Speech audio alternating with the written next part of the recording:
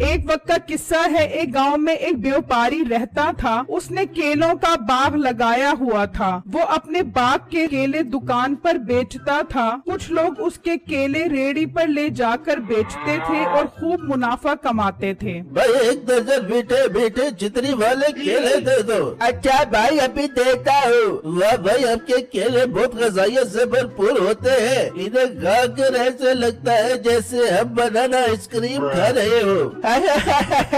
मैं ये केले अच्छे व्यापारी से खरीदता हूँ। उनके बाग के केले बहुत मीठे मीठे और गबरू जवान होते हैं। अरे वाह भाई तभी तो आपके केले खाकर मेरे बच्चे मोटे मोटे गबरू जवान होते जा रहे हैं। फिर वो ग्राहक केले खरीद कर वहाँ से चला जाता है। उसी गांव में एक मीठे नाम का लड़का उसी व्यापारी से केले खरीदता था। हाँ जी सेठ साहब 50 दर्जन केले दे दो। वह मीठे दिल खुश कर दिया तूने। इसका मतलब मेरे बाग के केलों की सेल अच्छी जा रही है। जो रोज तेरे 50 दर्जन केले सेल हो रही है। हाँ सेठ साहब सेल अच्छी चल रही है। वैसे भी मुझे बेचने का फन आता है। अरे मीठे इसमें फन वाली क्या बात है। असल में मेरे केले ही इतने मजेदार होते हैं जो लोग इन्हें खूब पसंद करते हैं। हेलो सेठ साहब इतना शौका होने की जरूरत नहीं है। केले बेचना कोई गैर नत्थु कहने का काम नहीं है। उसके लिए बहुत अच्छी आवाज का होना जरूरी है जो मेरे अंदर कूट कूट के भरी पड़ी है। अच्छा फिर सुना अपनी सुरीली आवाज। मैं भी देखूं तेरे इस फन को।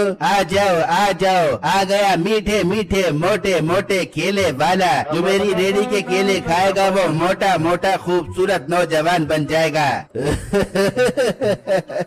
मीठे वैसे बुरा न बनी। तेरे इस फन को देखकर ऐसे लग रहा है जैसे कोई बेसुरा सुर निकालने की नाकाम कोशिश कर रहा है। सेठ साहब क्यों चल रहे हो मेरी सुरीली आवाज से। खैर सब छोड़ो मुझे 50 दर्जन केले दे दो। फिर मीठा केले की रेडी लेकर वहाँ से चला जाता है। उसी गांव में एक गरीब मियाँ बीवी रहते थे। हाँ बिट्टू जी आपको वो व्यापारी मिला जिससे सस्ते सस्ते केले मिलते हैं। नहीं बेगम मुझे वो व्यापारी अभी तक नहीं मिला। फिर बिट्टू जी आप किस तरह केलों का काम शुरू करोगे। मैं चाहती हूँ कि हमारे पास भी खूब पैसा हो और आप भी अच्छे सेलमैन बनो। हाँ बेगम चाहता तो मैं भी यही हूँ कि मेरे पास भी केलों की रेडी हो और मैं भी तरक्की की बुलंदियों को छू सकूँ। तो बिट्टू आप एक काम करो आप मीठे भाई से पता करो वो केले कहाँ से खरीदते हैं। वो आपको जरूर बता देंगे। बेगम मैंने बहुत दफा पूछने की कोशिश की है वो नहीं बताता। वो समझता है कि मेरी रोजी पर लात मारकर ये खुद अमीर हो जाएगा।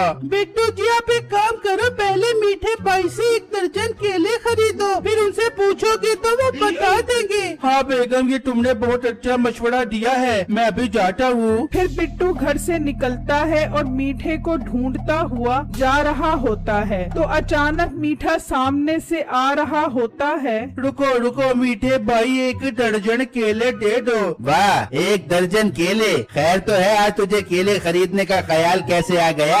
अरे मीठे भाई आपकी रेडी के केले होते ही इतने मीठे मीठे हैं आपकी तरह तो मुझसे रहा ही नहीं गया। मैंने सोचा आपसे केले खरीद लूं। हाँ ये तो है मेरी रेडी के केले मीठे मीठे और तेरी तरह मोटे मोटे हैं इसलिए लोगों से रहा ही नहीं जाता केले खरीदे बगैर। अच्छा मीठे भाई आज तो मैं आपसे केले खरीद रहा हूँ। अब तो मुझे बता दे कि आप केले कहाँ से लाते हो ताकि मैं भी ये कारोबार शुरू कर सकूँ और तरक्की की राहों पर गामजन हो सकूँ। आ गया ना अपनी औकात पर। मुझे पहले ही समझ आ गई थी तुम मुझसे केले खरीद ही इसलिए रहा है ताकि मुझसे पूछ सके कि मैं ये केले कहाँ से लेकर आता हूँ। चल शाबाश भाग जा यहाँ से कोई केले नहीं है। मीठे भाई ऐसा मत करे मैं भी तो आपका छोटा भाई हूँ। प्लीज मुझे बता दो ताकि मैं भी कारोबार शुरू करके अपने घर वालों का पेट पाल सकूँ। तुझे समझ नहीं आई। चल शाबाश पहली फुर्सत में निकल यहाँ से।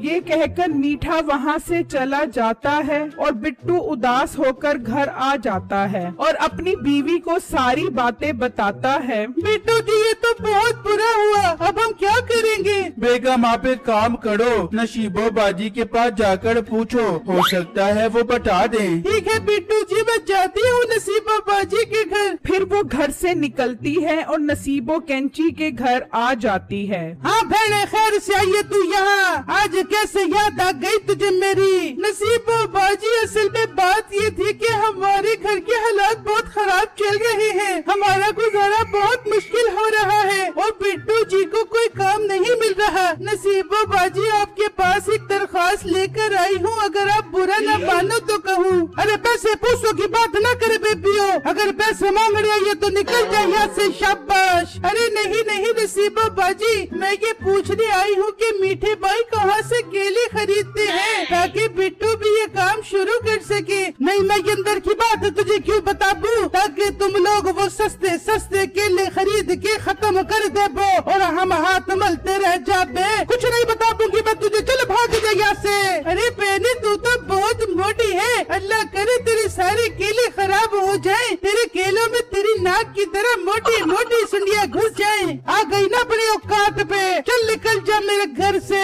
फिर बिट्टू की बीवी वहाँ से जा रही होती है तो मीठा केले बेचकर घर आ रहा होता है। नसीबो, ये मोटे बिट्टू की बीवी यहाँ क्या करने आई थी? पूछने आई थी कि मीठे केले कहाँ से खरीदता है। तो तूने बता तो नहीं दिया कि मैं केले कहाँ से खरीदता हूँ? नहीं मीठे, मैं कोई पागल हूँ जैसे बता दे दूंगी। अच्छा हुआ जो तूने नहीं बताया। मोटा बिट्टू भी हर टाइम मेरे पीछे पड़ा रहता है कि मीठे भाई मुझे बता दो आप केले कहाँ से खरीदते हो। मैं तो तंग आ गया हूँ उससे। फिर अगले दिन बिट्टू जा रहा होता है तो उसे जॉनी मिल जाता है। क्या बात है बिट्टू, तू बहुत परेशान लग रहा है। फिर बिट्टू जॉनी को सारी बातें बताता है। अरे मेरे यार, तू परेशान क्यों होता है? तुझे पता है बेटा जिससे केले खरीदता है वो मेरे अंकल है। वाह जोनी, ये तो तूने बहुत अच्छी खबर सुनाई है। चल यार, ले चल मुझे अपने अंकल के पास। जबकि मीठा सेठ साहब के पास आता है। सेठ साहब, दे दो फिर 50 दर्जन केले।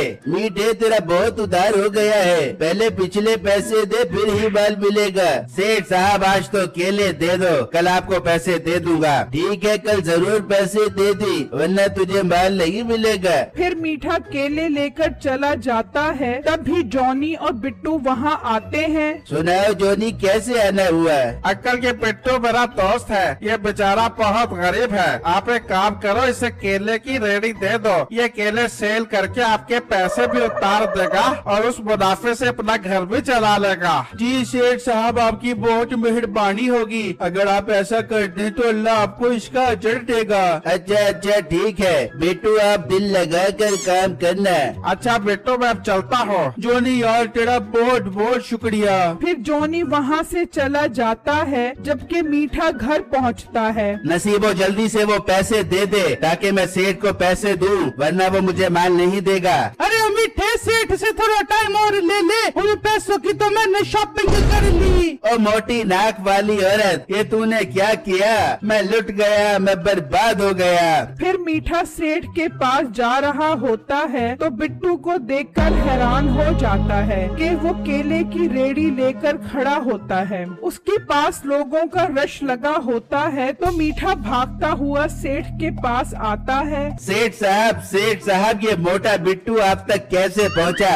मीठे वो सब छोड़, ये बता पिछले पैसे लेकर आया है? सेठ साहब, पैसे तो मैं नहीं लाया, आप मुझे इस बार माल दे दो, अगली दफा मैं पक्का आपको पैसे दे दूंगा। नहीं मीठे, नहीं, तुझे माल नहीं मिल सकता, अब तू यहाँ से जा सकता है। फिर मीठा गुस्से में घर आता है। ओ मोटी नाक वाली औरत, तूने मुझे बर्बाद कर दिया, अब मैं तुझे नहीं छोड़ूंगा। फिर मीठा नसीबों को डंडों से मारता है। मीठे, वो देख चिड़िया। फिर मीठा जैसे ही पीछे देखता है तो नसीबो भाग जाती है। फिर नसीबो आगे आगे और मीठा डंडा लेकर पीछे पीछे भागता है। नाजरीन, इंसान की लालच और दूसरों की मदद न करने का यही नतीजा होता है। शुक्रिया।